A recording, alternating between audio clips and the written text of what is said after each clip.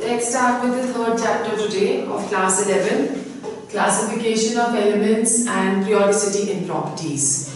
Right, when we're looking at this particular chapter, this is one chapter in which we are going to study the entire properties of elements, the history, how the elements they were arranged, and the scientists who helped to arrange these elements in a tabular form, right? Now basically what happened was, initially when very few elements they were discovered, then it was very easy to remember them. But later on, as more and more elements they were discovered, the need was felt to arrange those elements in such a manner such that we could make the, you can say, the study of the elements very, very easier for us. Okay, or in other words, we could study the properties of elements effortlessly. Okay, so this was the main objective, to line up all the elements in one particular arrangement, and the scientist who first felt the need, his name was Huxley.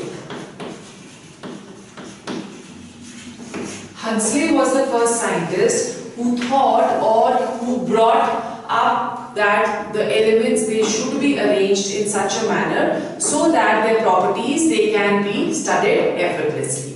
Okay, slowly and slowly, then when more and more elements were coming in and the scientists they were trying to find out a method as to how to arrange these elements, there was one formulation which was given, which was known as the periodic table. Okay, now what do we understand by periodic table? Periodic table, it is the arrangement of elements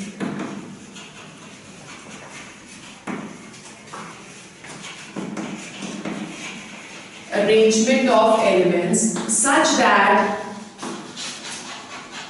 similar elements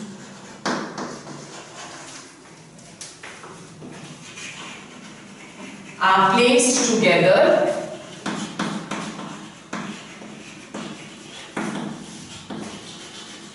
and dissimilar elements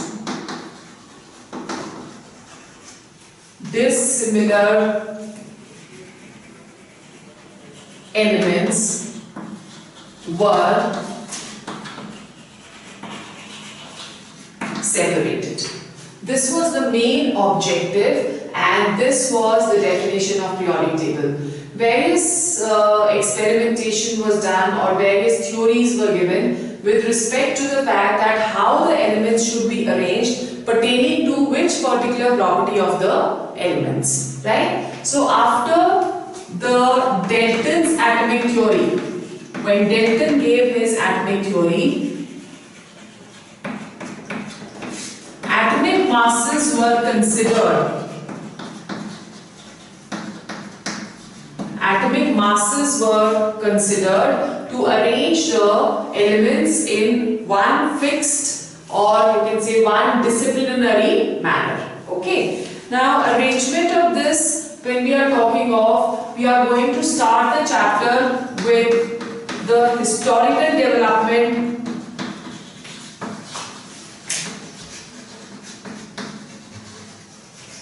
of the periodic table.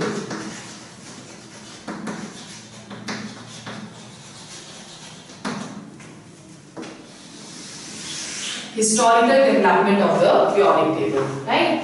Now initially, as I just told you, very few elements were known. Therefore, the first scientist who tried to arrange these elements, his name was Daubeney, and he gave his law of triads. Triads over here means arranging the elements in group of threes. Okay, so in group of threes, Daubeney arranged the elements in such a manner that the first element, the atomic mass of the center element was the arithmetic mean of the first element and the third element. Okay, so according to Daubeney's triad, the groups was arranged in such a manner that the atomic mass of the center element was the arithmetic mean of the first and the third element. Also the properties of these three elements, they were almost same, right? So particularly when we are talking of chemical properties, when we are talking of valencies, we will see over here that the valencies and the chemical properties of all the three elements in one triad of Daubigner, it is going to be same, right? As for example, the first triad given was lithium, sodium and potassium.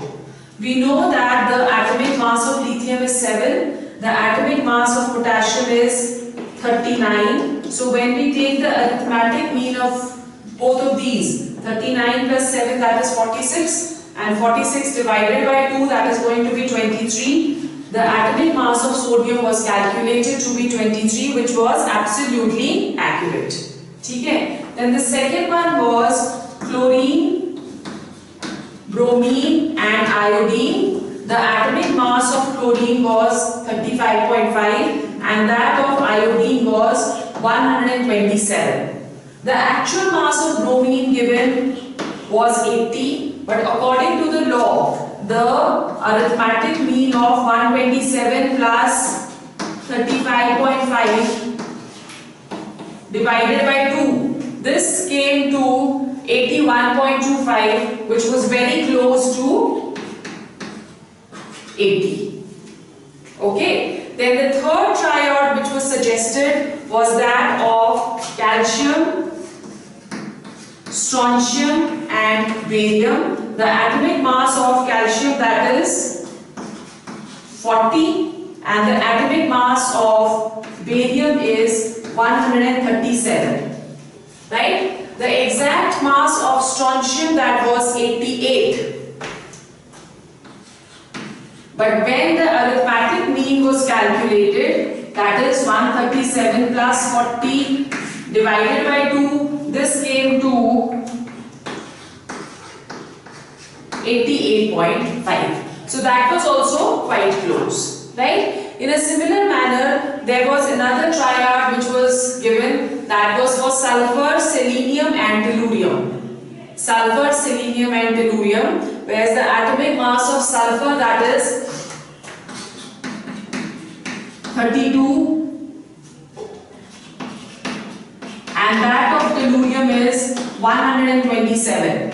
Okay, so when the actual mass of selenium seen was 79, but the calculated, that was coming to 79.5, which was again very close. Okay, but there were other elements, like for example, when we are talking of iron, cobalt and nickel. Iron, cobalt and nickel was another triad, but Daubigner failed to explain, according to his law, the similarities in all of these because of almost same atomic masses, right? Ferrous, cobalt and nickel, they have almost same atomic masses. Therefore, Daubigner failed to explain the properties or the similarities between these three elements. Okay, so Daubigner's this law was only confined to very few triads, but practically it seemed to fail very soon.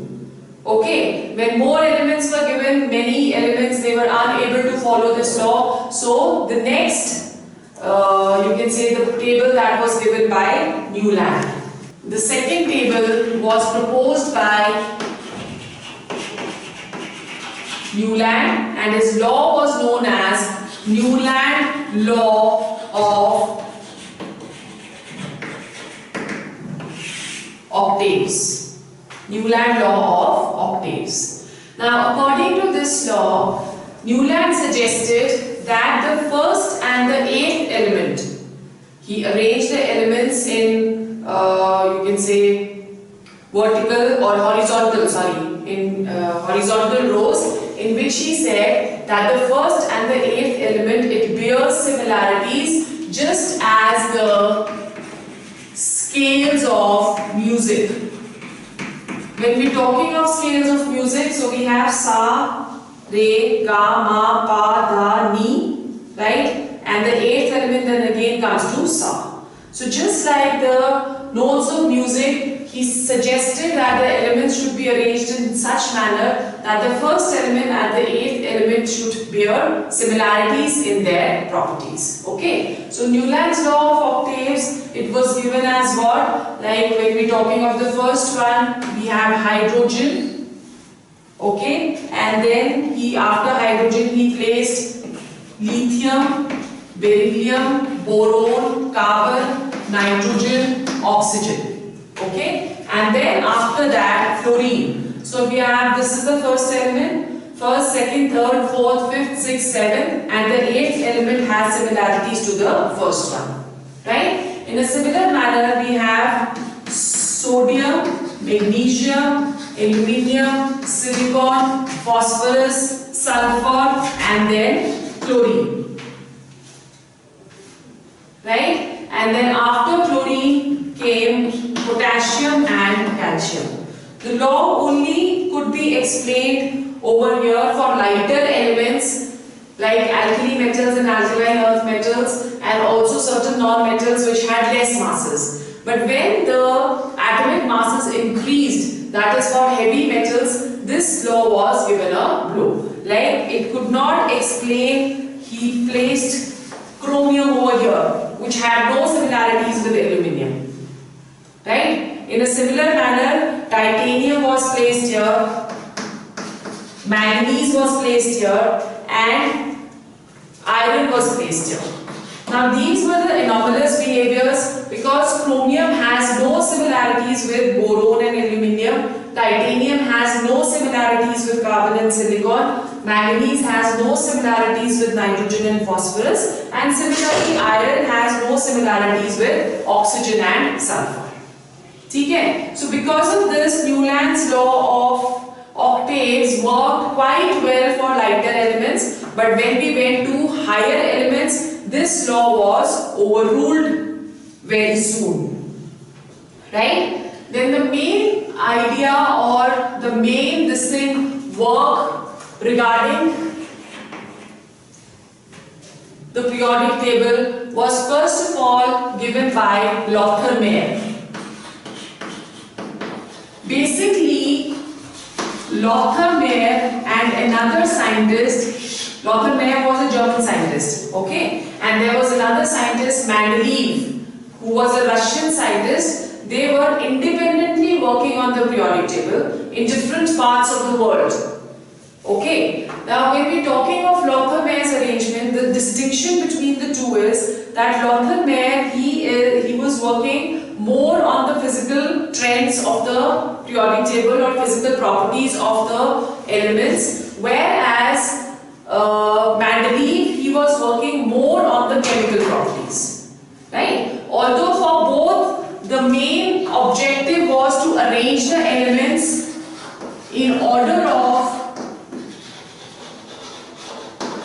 increasing atomic masses.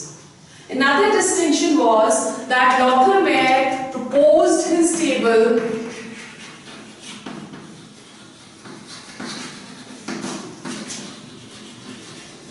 graphically.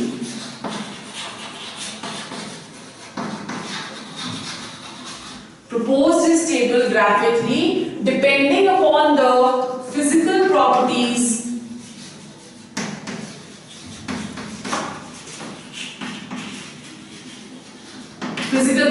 of elements. Like for example, he calculated the atomic volumes of various elements by the formula atomic mass upon density. Right? So depending upon this, he gave a graphical representation to us, plotting the graph between atomic volume of the elements with that of the atomic masses. So let's have a look at his graph. He plotted a graph between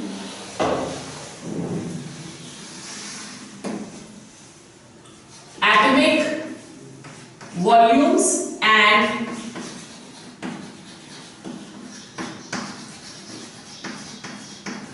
atomic masses. The graph was a minima, right, and also certain plateau regions in the center. So let's see, his graph looks something like this. So this is the maxima, then a minima came, and then again another maxima, right? And for this there is minima over here is a plateau, and then another maxima, and then again a plateau,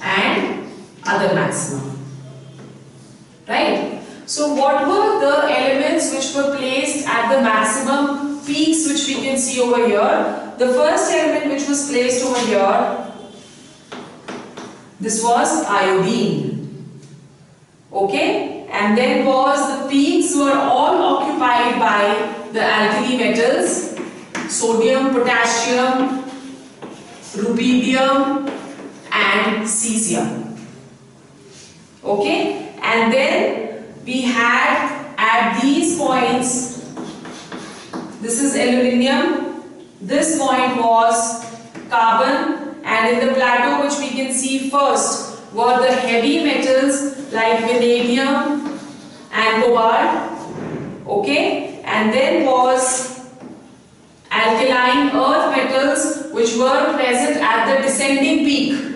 okay. So this is magnesium over here, calcium over here, and in a similar manner we have selenium. Then the plateau will again contain the heavy metals like niobium, molybdenum and zirconium, right? And then we have tellurium over here and cesium there, and then we had barium over here, strontium over here, okay, and then over here was lanthanum.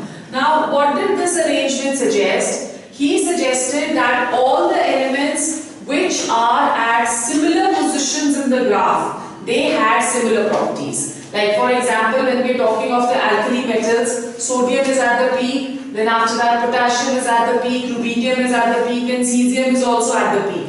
So all these sodium, potassium, rubidium and cesium, they had similar properties, right? In a similar manner, you can see over here that magnesium is over here at the descending peak, right? Similarly, calcium is at the descending peak, strontium is at the descending peak, and barium is also at the descending peak. So all these, they will also have similar properties. Clear? And the heavy metals, they are placed at the minima where plateau is present. So vanadium, cobalt, niobium, zirconium, molybdenum, all these, they are heavy metals. So this graph gave us a good idea about the physical properties, but it could not give us any idea how the chemical properties of the similar elements, they were associated with each other. Okay? So this Lothamier's arrangement, it was, you can say, it failed on the observations that physical properties of elements, they are a periodic function of atomic masses. This is what he stated,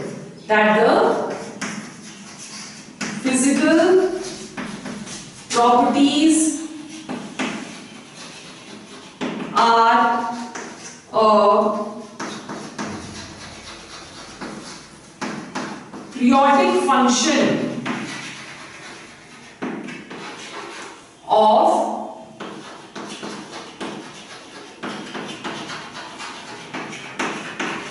atomic masses, right? This was the statement which was given by Lothamer. To give it a better form in which we can easily understand what? We can easily understand all the properties. The next tabular form of this arrangement, the same idea which was used to give us the tabular form, that was given by Mendeleev. In fact, we are going to study two different periodic tables of Mendeleev. Today we will study the original table which he had given, and then after that there were certain modernizations done on the Mendeleev's table, and then we have another table which is known as the modern Mendeleev's table, which we will do tomorrow. Okay, so let's go on to Mendeleev's original periodic table.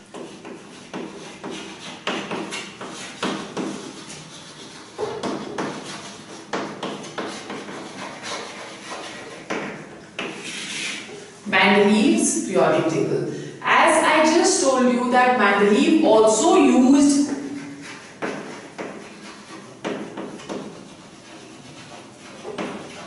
atomic masses, right? And he said that the chemical properties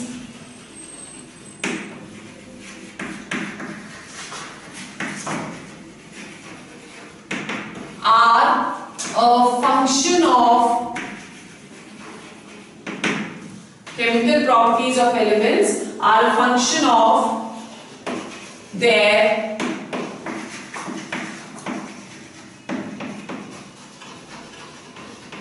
atomic masses, right? So chemical properties are a function of their atomic masses. This was Mendeleev's periodic law. Okay. Now, according to this law, the elements, they were arranged in order of increasing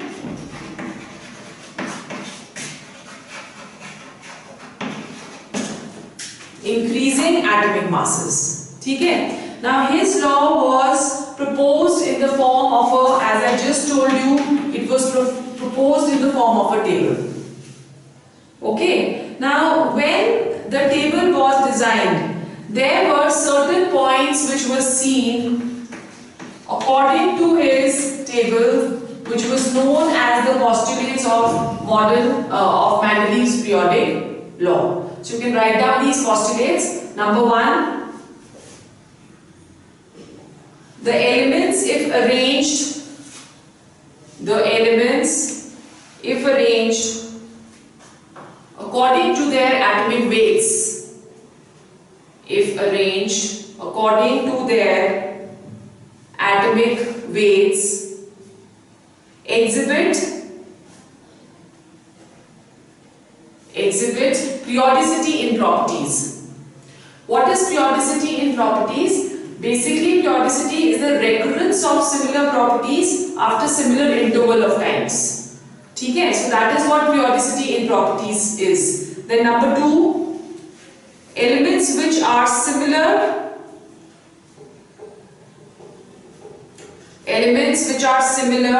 with respect to their chemical properties, may either have same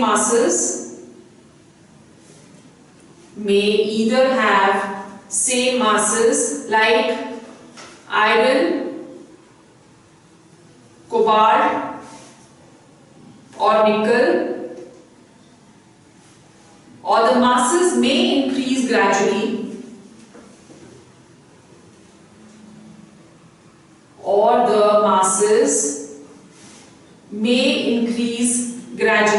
like in potassium, rubidium and cesium. Number three, the arrangement of elements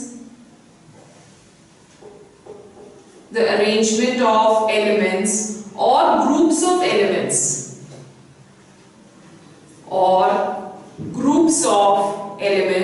in order of their atomic weights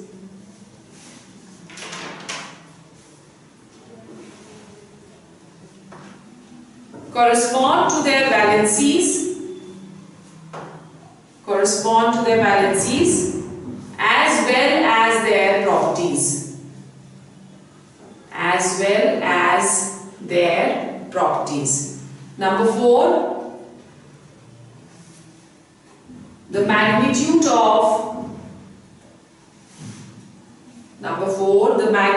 of atomic weights.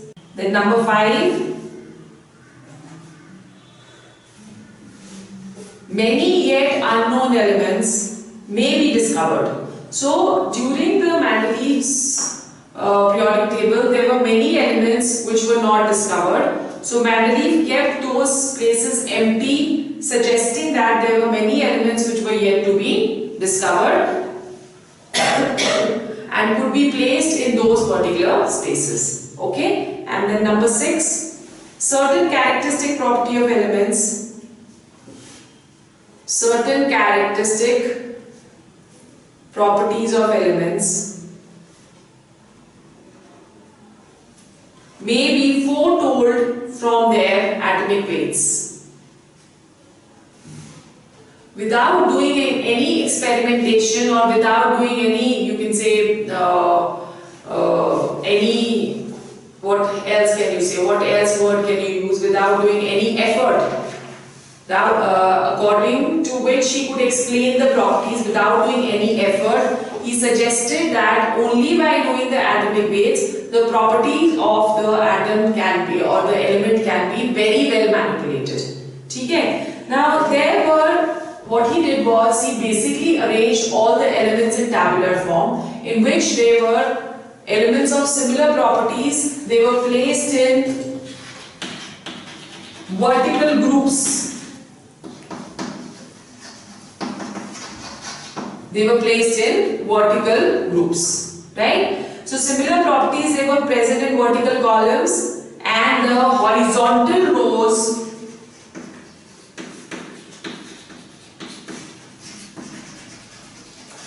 they were known as periods. Horizontal rows were known as periods, right? So basically he laid emphasis on the fact that all elements with similar properties, they should be placed in similar groups, and all those with dissimilar properties, they should be placed in different groups. This was the main objective of the table. Okay. Then there was another very important thing over here, was that he was so confident about his table that he kept certain empty spaces for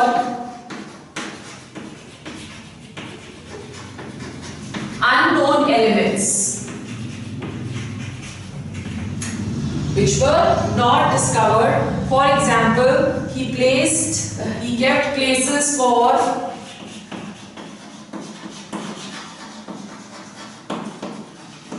XI aluminium. XI means after, right? And gave certain properties to this unknown element which was not yet discovered, and this element was gallium. Later on, it was seen that gallium fitted very well into the space which was kept by Mendeleev, and secondly, it had the same properties as predicted by Mendeleev. Okay, then another one was XI silicon. Again, XI means after. XI silicon, which had the same properties as germanium.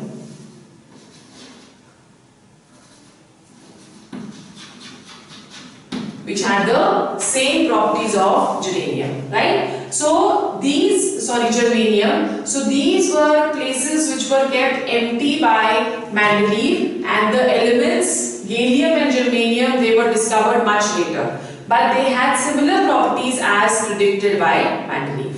Okay, and then elements, the original periodic table which was given over here, that consisted of 8 columns. Right? They consisted of 8 columns or vertical groups, which were vertical columns which were known as groups. Right? Each group had elements consisting of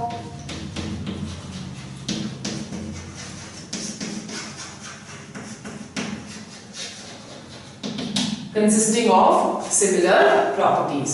But this table consisted of many, you can say, defects. For example, in this case, the position of isotopes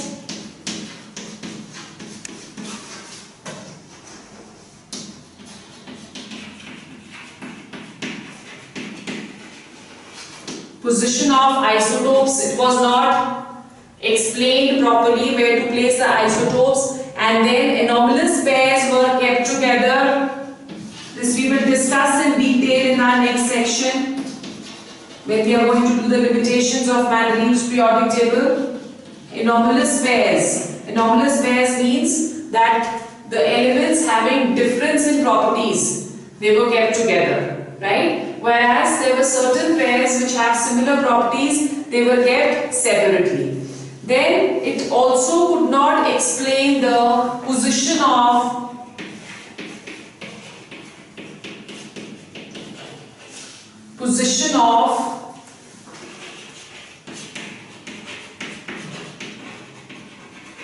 lanthanoids and actinoids. Okay, so today we are going to do only till here. At the end of this, the periodic table of Mendeleev, that is shown as coming up, right? So the Mendeleev's periodic table, the original periodic table looks something like this. You can see at the figure over here, and also it is given in your notes. Okay, clear?